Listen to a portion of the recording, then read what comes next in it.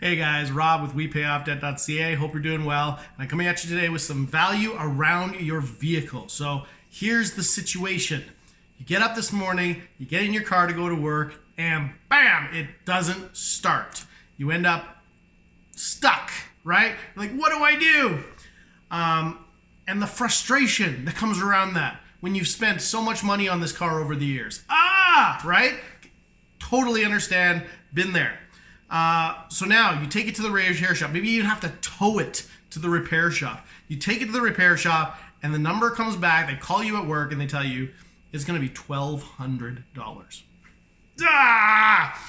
You're challenged because, man, you've been trying to get a hold of your finances. You've been trying to work on your finances. You've been trying to get your debt paid off. You're trying to deal with this and get your money under your control for maybe the first time in your life, and this keeps happening.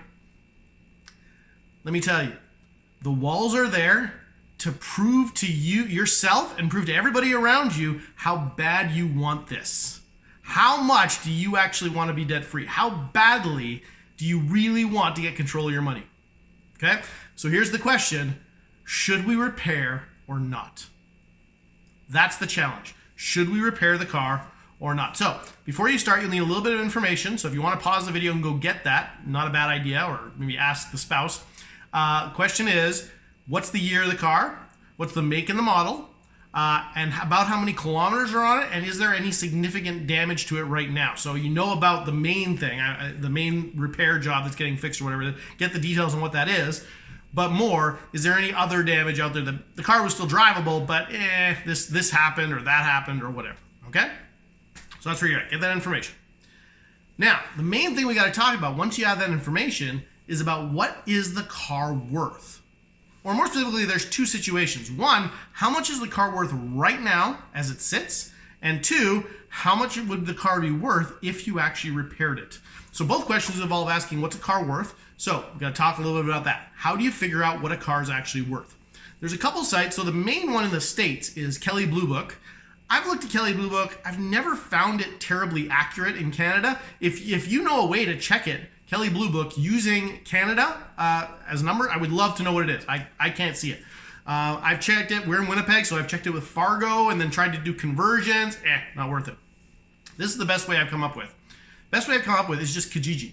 Kijiji is one of the biggest buy and sell platforms in Canada right now, and a lot of people sell their cars on there. Now there are a couple others sources I would point you to. So autotrader.ca is pretty big in some markets, and VMRcanada.com purports to actually be somebody who gives dollar values for used cars. So those are both options. I'm going to stick with Kijiji for the purposes of the video.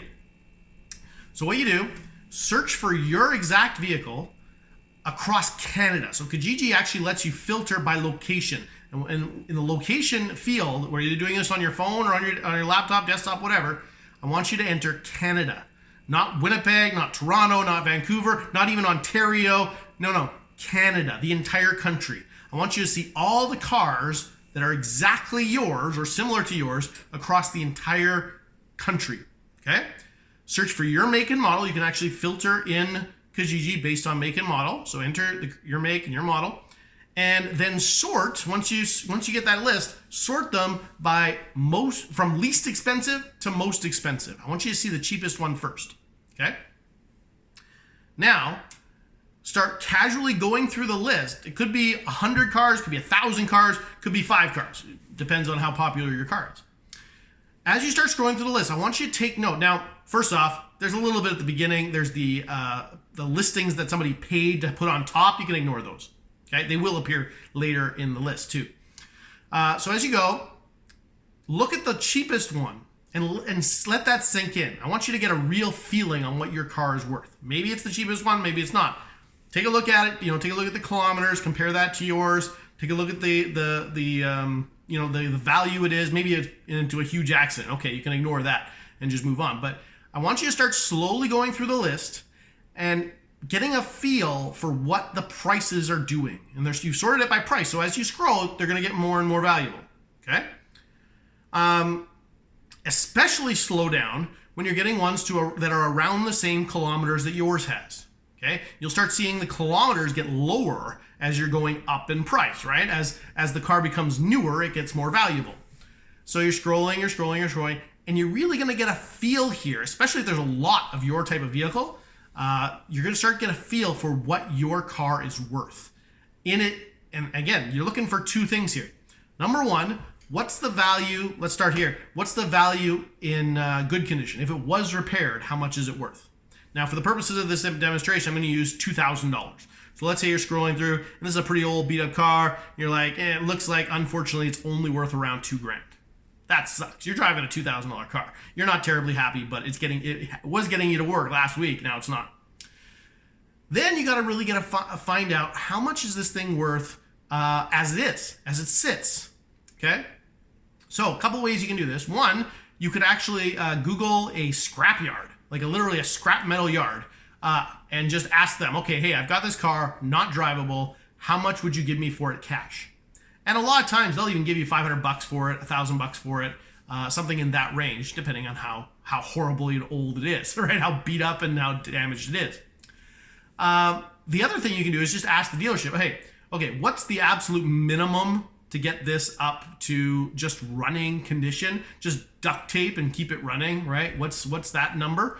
And use that to get a feel for what would it be if somebody bought it, right? What would it actually be worth right now? All right, so for the purposes of this video, I'm gonna use 500 for that number. So imagine that you believed, the only thing it's worth is scrap metal at this point. I could call the scrap yard and they'd give me $500 for it, okay? So it's $500 if I sold it right now as is, $2,000 worth if I fixed it and kept it, okay? That's the situation we're in. Here's the big calculation.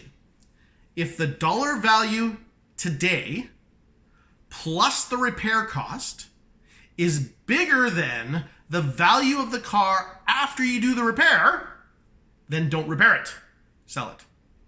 Okay, so imagine this, with the numbers I just gave you, if I have a car that's worth $500 today in the condition it's in, and it would be $1,200 to repair it, well, $500 plus $1,200 is $1,700.